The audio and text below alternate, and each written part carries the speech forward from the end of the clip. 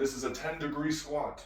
Basically, we're going to treat this just like all the other phase 1 exercises, which is a meditation to spend time in our body and try to listen to the cues that our body is giving us rather than the cues that I'm giving you.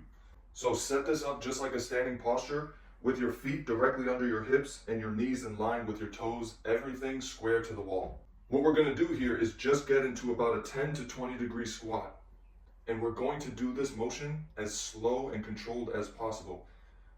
Because throughout this movement, we are going to get a lot of feedback from our entire kinetic chain. That means our feet, our heels, ankles, knees, hips, back, shoulders, everything.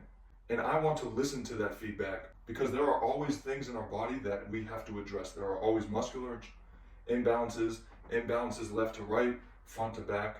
There are always improvements that I can make when it comes to the tension that I'm holding in this position. So we basically want to load and hinge at the hips at the same time that I am squatting so that my shin angle matches my torso angle.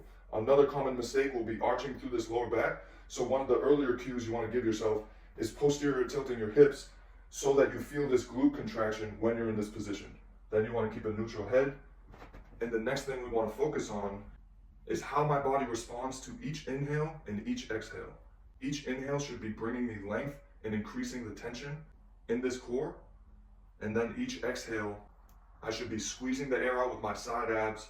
I should be firing these glutes and strengthening the connection I have in my posterior chain, which means from my heels all the way to my glutes and through my back, there's an even distributed amount of tension.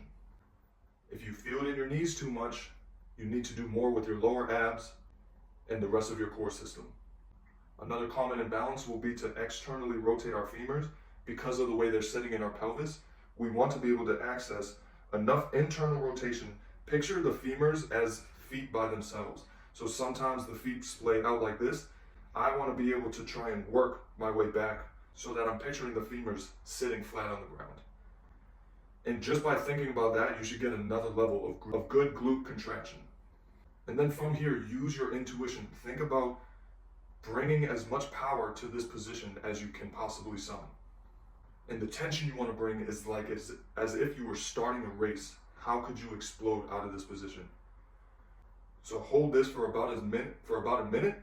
If it's too easy, you're not doing a good enough job finding the correct amount of tension. And if it's too easy after that, go till failure.